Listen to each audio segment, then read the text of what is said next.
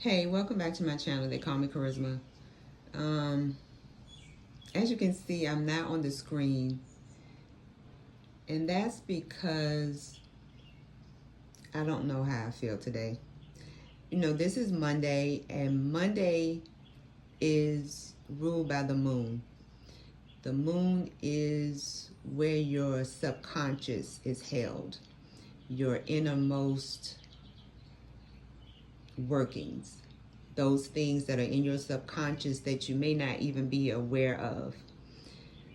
And there are some things that I have been holding back on,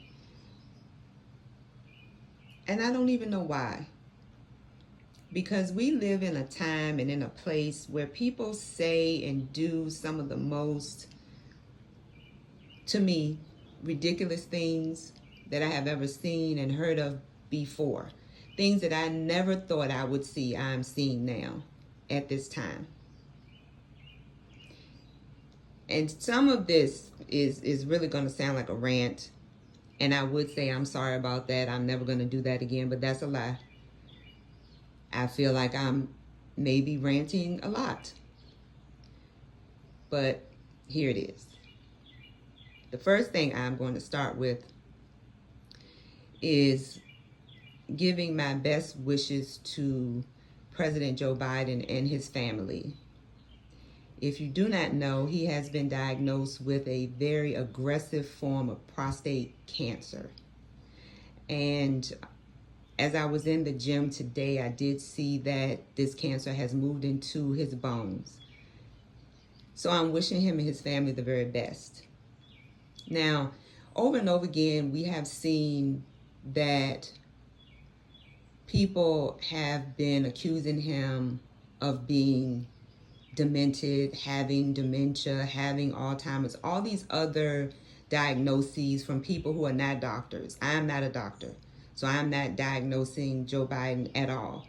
I'm just bringing to mind the things that have been said about this man to create hysteria around his mental capacity, because this is what the Grand Old Party has done and did do to make it appear as if he was not making good choices or decisions for the country. And this is how the Democratic Party decided that Kamala would be a better presidential choice, which she was a better choice, not just because of that, because those things about his mental capacities, I believe, were untrue and unfounded. But she was a choice that was excellent because of who she is. Now we find out that it is prostate cancer and not all these other things that people were saying. In the midst of this, on Fox News, they are out of one side of their face giving Joe Biden and his family all of these, condolences, and we want you to get better. And the felon is saying, oh, I hope he gets better. They're doing a heavy rotation of these tapes that supposedly make President Joe Biden look like he is unclear about dates and unclear about times and not speaking very well, or speaking like a person that doesn't have strong mental capacity. I have never heard the felon ever speak as if he had a strong mental capacity. I have heard him go off on a tangent about things that were not cohesive, not consistent, didn't make any sense whatsoever, was off topic repeatedly, always, even when he was the president the first time. This was his way of speaking and behaving. That the fact that he is a felon and is the president is a thing I never thought I would see. So we have that going on. We also have this, I'm going to call it the case of the century, with Cassandra Ventura and Sean Combs. I'm so happy that she does not have to be on this stand anymore. I believe Friday was her last day. She is heavily pregnant, and I want to wish her and her family the absolute best. And I put that in the comments on Chronicle Speaks. She's one of my favorite YouTubers. She does an excellent job of breaking down things, explaining it. I believe she's a journalist. She's excellent. And in those comments, I wrote that about Cassandra and her family, wishing them the best. And I was absolutely appalled at some of the comments that people came back with, women and men. I have my windows open, so you're going to hear birds and airplanes too. So I apologize for the airplanes, not for the birds. Women and men with their despicable comments. And this is my opinion about women who say things like, she could have left. And I am going to say this about people who make that comment. This is my professional opinion as a mental health professional, as somebody who has been in the mental health field for over 15 years, and I'm a qualified mental health professional. People who do that have several things going on. I'm not giving a diagnosis, but they have several things going on with them. They have low or no self-esteem. They have no empathy and no compassion for other people because that has not been demonstrated back to them. They don't know how to do that with somebody else. Apparently, they also did not see the video of Cassandra leaving in that hallway of a public place and Sean Combs coming out in a towel and doing all those horrible things that he did. A person that would do that to a person in a public place, in a hallway of a hotel where elevators can open and close and people are getting off and getting on.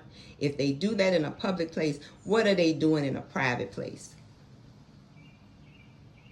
She was leaving that day.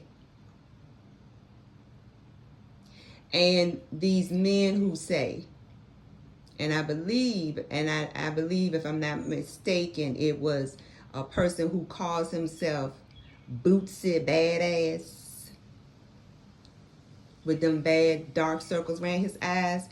She liked it. She enjoyed it. Unless you are the person in question, you don't know what somebody likes and you don't know what anybody enjoys. That's that low self-esteem. That's that projection of something has happened to you, so you believe that the thing that happened to you, somebody else, it happened to them, so they must like it. I was very shocked by people saying any of those things about someone who is sitting there saying to you, this is what happened to me. This is what horrifying thing happened to me. And Cassandra stated that she met Sean Combs when she was 19 years old. And he was 17 years older than her. When I was 18, I moved from my parents' house. And so at 19, I had one whole year of adult experience of being on my own, paying bills, and working on my own without adult supervision and doing adult things on my own. One whole year. Cassandra was 19. How many years of experience did Sean Combs have over Cassandra? Think about that. What were you doing when you were 19? How much experience, adult experience, did you have at 19? And studies show that your brain is not fully developed until you are well into your 20s, almost 23.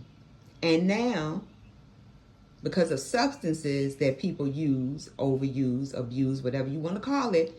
The brain is not really fully developed until you are almost 28 years old. Something to think about. And now we see that Bailey is going through the same thing with her child's father. She now has a restraining order. We're seeing young ladies go through these things, and people saying the same thing over and over again to these young ladies, going through these instances of people doing things to them that are clearly not to their liking, clearly situations where these men are trying to create situations where they can be harmful, and then backing up and saying, oh, I didn't do that, or I'm doing this because. These are things that need to be thought about. Things that I've been thinking about. And not just in my subconscious, but in my conscious mind, I'm thinking, how is this happening and why? And when did we stop caring about each other in this way? Very open way. So, and I want to know, and that's one of my questions, what were you doing at 19? You know, were you in school? Were you working? But what were you doing at 19? Please like, share, and subscribe. They call me Charisma.